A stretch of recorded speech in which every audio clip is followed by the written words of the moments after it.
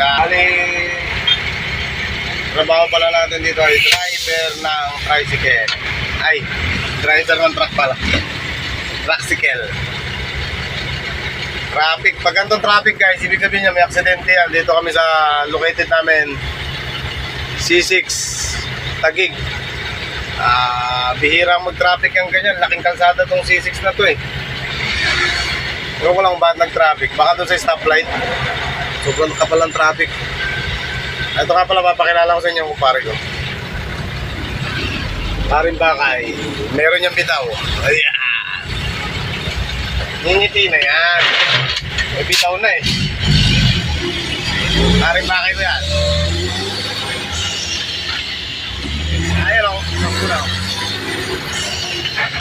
Base sa experience ko, pagka ganyan nagka-traffic, meron yung aksidente o kaya banggaan. Tagal na natin sa kalsada, hindi na lang experience.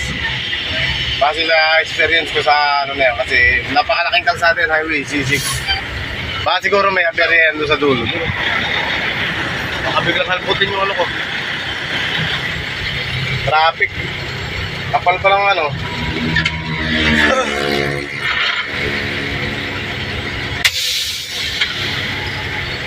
Mahirap din itong trabaho guys.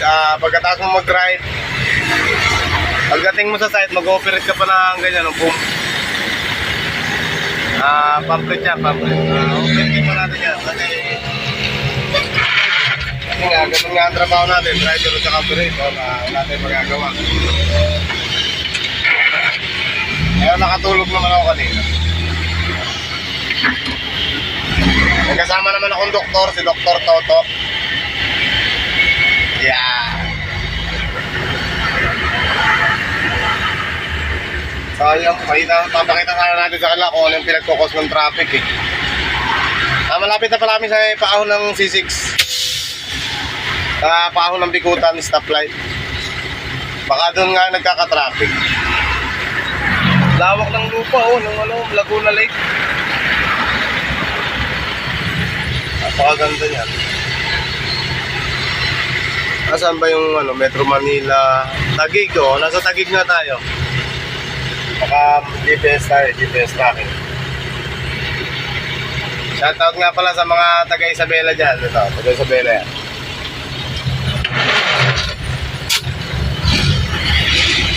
Malungkot pa. Malungkot pa. Hindi pa yata tinawagan ng jowa niya.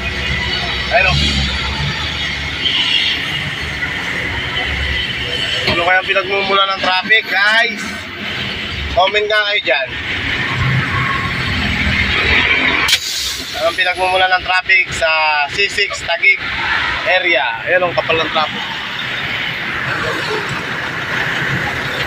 Nakakatakot lang, baka halputin yung cellphone natin eh. Pero ay, traffic. Buhay driver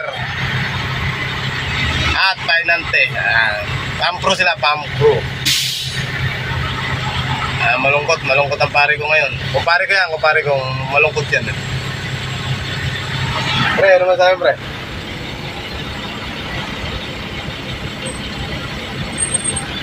Wala.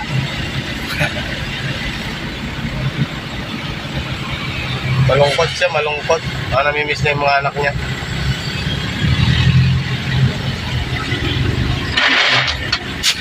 Ikaw ay malungkot na bata.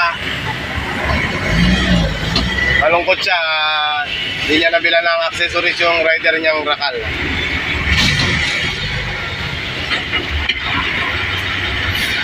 Hindi pre nabilan pre. Bibilan niya sana ng accessories yung rider niyang Rakal eh. Hindi niya nabila kaya malungkot siya. Wow. Rakal na nga lang yung motor, hindi pa nabila ng pyesa.